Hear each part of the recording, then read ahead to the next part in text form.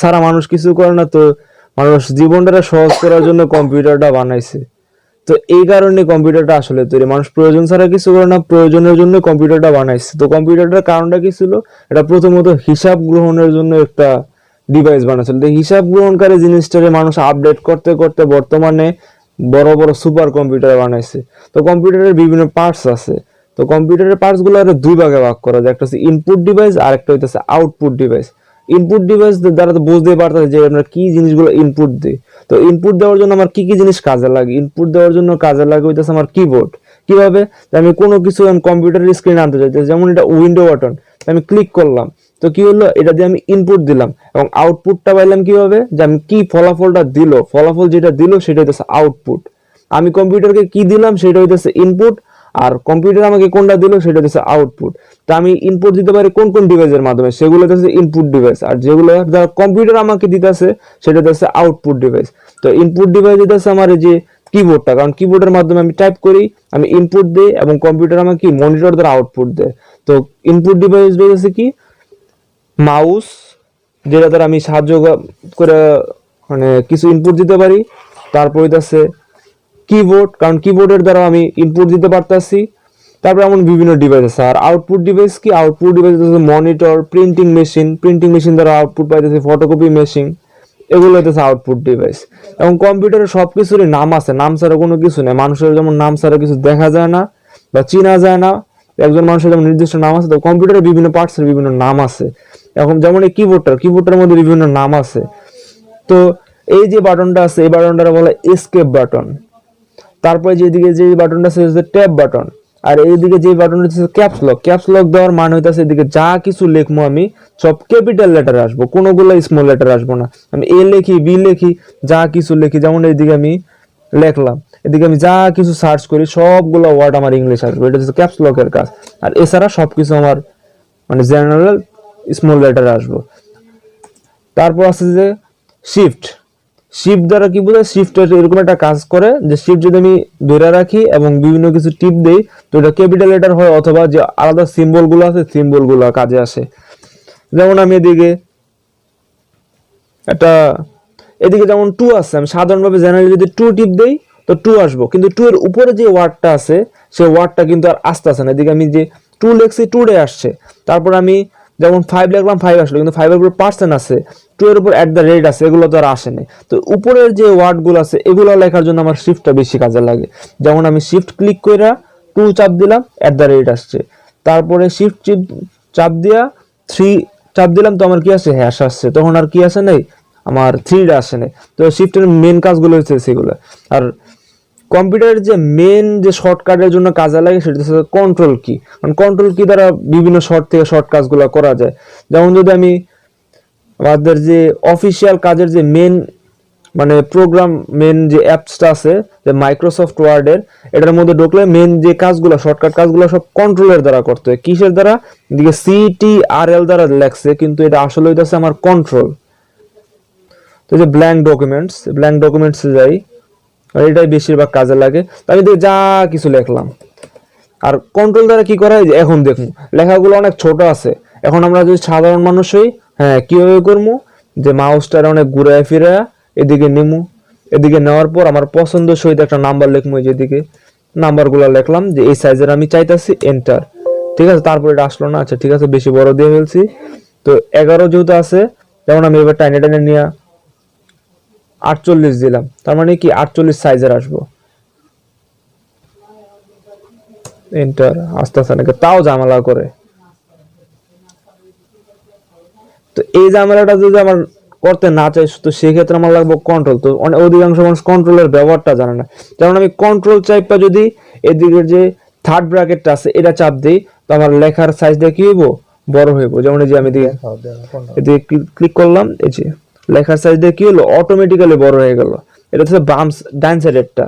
এবং কন্ট্রোল চাপ দিয়ে যদি আমি বাম সাইডেরটা চাপ দিই, তো লেখাটা কি হলো? অটোমেটিক আমি যতটুকু মার্ক করছি ততটুকু কি হয়ে গেল? ছোট হয়ে গেল। কারণ কন্ট্রোল দ্বারা মার্কের যে সিস্টেমটা, কন্ট্রোল দিয়ে যদি আমি এ চাপ দেই, কন্ট্রোল এ মানে হচ্ছে কন্ট্রোল অল, কন্ট্রোল এ মানে হচ্ছে কন্ট্রোল অল। তার মানে কি কন্ট্রোল চাপ দিয়ে এ চাপ দিলে আমার সম্পূর্ণটা মার্ক হয়ে যাব। কন্ট্রোল এ দিয়ে দিলে সবগুলো মার্ক হয়ে যাবে। আর কন্ট্রোল এস দিলে, কন্ট্রোল এস মানে হচ্ছে সেভ। আমি সেভ যদি করতে চাই শর্টকাটে আমার এদিকে যা সেভটা করতে হয় না, কারণ আমি যেহেতু ডকুমেন্ট সেভ করতে চাই। তো আমি কি করবো, মাউসটা কিন্তু আমার মেন কাজের জিনিস না, মেন কাজের জিনিস হচ্ছে আমার কিবোর্ডটা। মাউসটা জাস্ট সাহায্য করে মাত্র। তো এই যদি সাহায্যকারী যন্ত্রটা দিয়ে আমি যদি এইভাবে যায়া এই ফাইলে যাবো, তারপরে যে সেভে যাবো, এত আমার তো দরকার নেই। তো ডাইরেক্ট আনাটানির থেকে আমি ডাইরেক্ট যদি কন্ট্রোল এস দিই তো সেভ করার অপশনটা আইসা পড়ে। তারপর যদি আমি কপি করতে যাই, আমি কন্ট্রোল এ দ্বারা তো একটু কপি মানে মার্ক করলাম। এখন যদি আমি কপি করতে যাই, তো কপি করতে গেলে আমি কি করবো, কন্ট্রোল সি দ্বারা আমি কপি করবো। হ্যাঁ ঠিক আছে, এখন কপি তো করতে পারলাম, তো পেস্ট করবো কি দিরা। তো পেস্ট করার জন্য যেটা সেটা ভি, কন্ট্রোল ভি যদি আমি ক্লিক করি তো অটোমেটিক এটা পেস্ট হতে থাকবো। কন্ট্রোল ভি ক্লিক করলে অটোমেটিক পেস্ট হতে যাবো। কন্ট্রোল ভি চাপ দিলে অটোমেটিক এটা পেস্ট হতে থাকবো, যতবার চাপ দিব ততবার পেস্ট হতে থাকবো। এটা হচ্ছে আমার কন্ট্রোলের কাজ।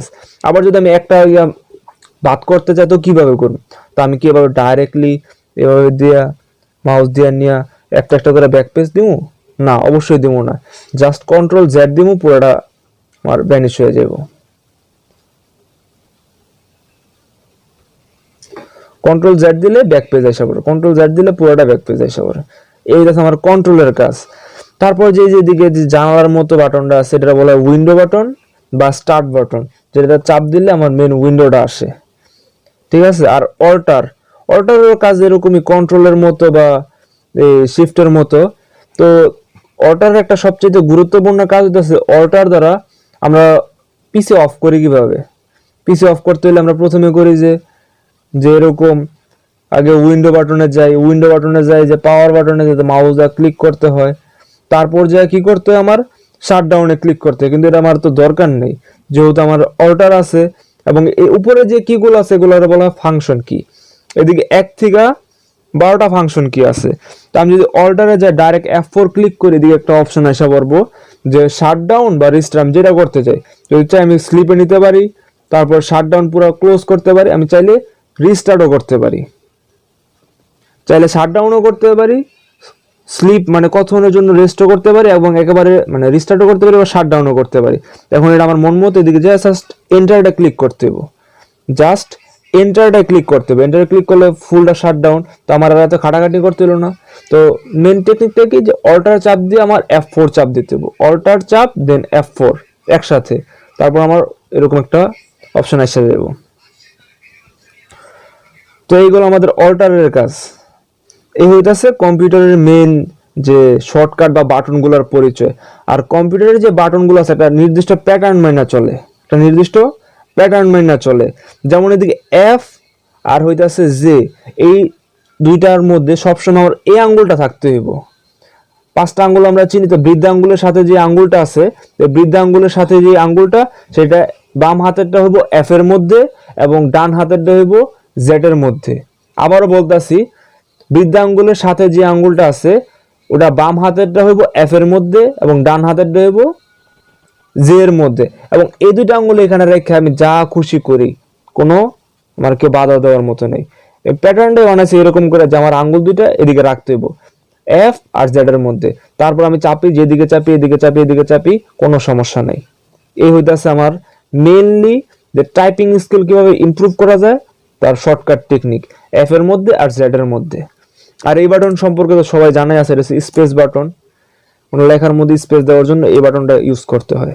আর এদিকে কন্ট্রোল দুইবার দেওয়ার কারণ হইতাছে কারণ এদিকে চাপ দিয়ে আমার এদিকে চাপ দেওয়াটা খুব দূরত্বের ব্যাপার। তো শর্টকাটে যেহেতু আমি পারি সেহেতু আমার এদিকে কন্ট্রোলটা দিছে আর এদিকে এই চিহ্নগুলো আছে। তো এগুলো দুইবার দেওয়ার যত যুক্তিসম্পন্ন কারণ আছে। তারপর এদিকে আছে ডিলেট অপশন, তারপর স্ক্রিনশট। অনেকে জানে না যে কম্পিউটারে কিভাবে স্ক্রিনশট মারতে হয়। আমার একজন প্রশ্ন করে বসছিল যে তুই কম্পিউটারে স্ক্রিনশট মারতে পারোস কিনা।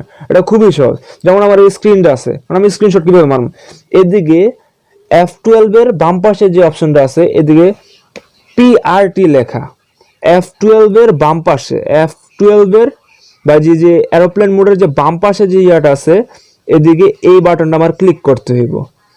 এটা যে ক্লিক করছি বাস আমার স্ক্রিনশটের কাজ শেষ। জাস্ট আমার এটা কি করতে হবে, এটা ক্লিক করতে হইব এবং ক্লিক করার পর কিছুই করতে হইব না। আমার যেদিকে টাইপের একটা ইয়ে আছে, টাইপ হিয়ার দ্য স্ক্রিন, এদিকে চাপ দিতে হইব এবং আমার একটা কথা লিখতে হবে, সেটা হচ্ছে কি PA আর এই যে আইসা পড়ছে পেইন্ট, এন্টার চাপ দিতে হইব, এন্টার চাপ দিলে একটা প্রোগ্রাম অন হইব। এখন আমি টেকনিক শিখাইছিলাম যে কিভাবে কোনো কিছু পেস্ট করতে হয়। আমি যে এই বাটনটা ক্লিক করছিলাম এটার দ্বারা কি হয়েছিল, এটা কপি হয়ে গেছে, এখন এটা পেস্ট করার পালা। তো পেস্ট কিভাবে করতে হয়, কন্ট্রোল ভি দ্বারা। এই যে পুরো স্ক্রিনটা কি হয়েছে, এখানে পেস্ট হয়ে গেছে, আমি যেটা স্ক্রিনশট মারছিলাম সেটা এখানে পেস্ট হয়ে গেছে। আবার যদি কন্ট্রোল জেড দিই এটা ব্যাকে চলে গেল, আবার আনতে চাইলে কন্ট্রোল ভি, পুরো এটা আসছে। এখন আমি চাইলে এডিট করতে পারি, কালারিং করতে পারি, মন মতো কালারিং করতে পারি, যে কোনো কালার নিয়ে দিয়ে কালার নিয়ে করতে পারি, ব্ল্যাক,